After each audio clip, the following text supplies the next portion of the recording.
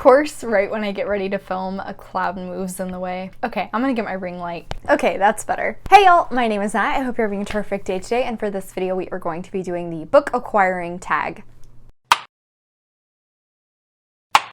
Before we get into anything bookish, however, make sure to hit like and subscribe down below, as well as tell me in the comments what store do you most often buy your books from. As I mentioned, this is a tag. I was tagged by the wonderful Rosie Kaksha, and I'll put a link to her video in the cards as well as in the description. However, this tag was originally created by Enter the Book, and I will also put a link to their video in the description down below. Jumping right into the questions. Do you plan your book purchases ahead or impulse buy? Both. Honestly, both. I have a set list of books that I would love to buy anytime I go to the store. I kind of use that as a guide for, hey, remember you need to pick up this book. Hey, you should probably be prioritizing this series. That's one thing I keep in mind. But honestly, if I go into a bookstore 9 times out of 10, there is a strong chance I am going to impulse buy something. I do have pretty good control of my credit card, but there's always times when I am just so intrigued by a book. A cover really catches my eye and I have to pick it up. The most recent one that happened to me with was Hell Followed With Us by Andrew White. I knew nothing about this book. I saw the cover, I read the tiny little blurb at the beginning, and I was like, wow, this sounds great.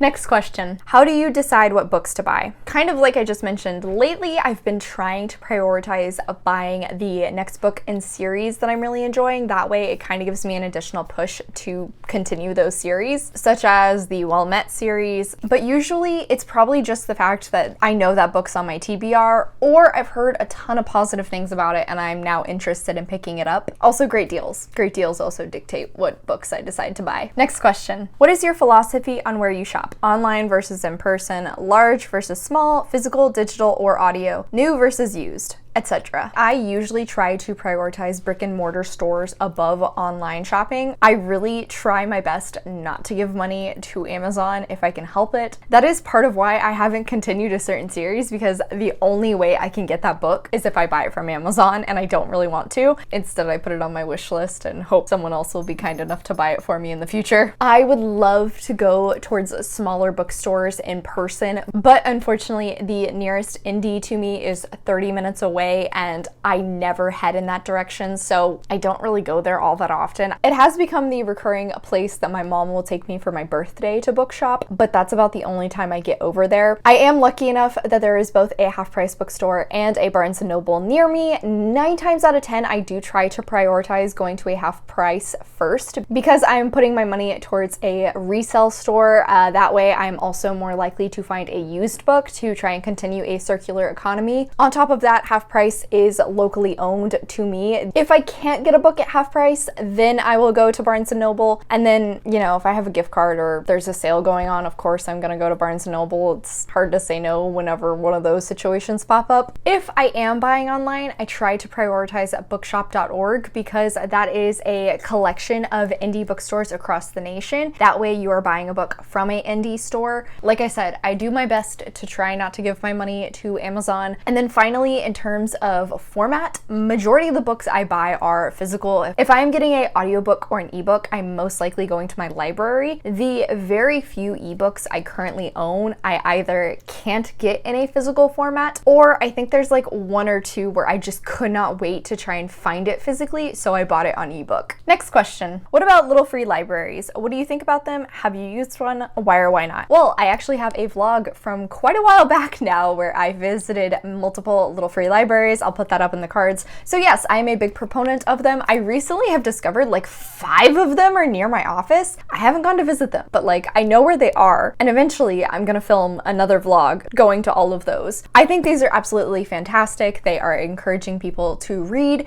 They are a easy way to continue a circular economy. They're completely free. Next question. How do you feel after acquiring a book? Do you share like in a book haul or diary? I mean, happy. Lately, if I'm buying a book, I feel like it's because I'm having a down day and I just need the pick-me-up. Maybe when I'm adding it to my TBR shelf, which you can't currently see, but it's quite big, I might feel a little guilty, but whilst buying it, I feel fantastic. I try to post photos to my Insta whenever I buy books. I do also try to keep track of them on a Notion for my following book haul. Obviously, I post book hauls every quarter, link to my most recent one, I guess.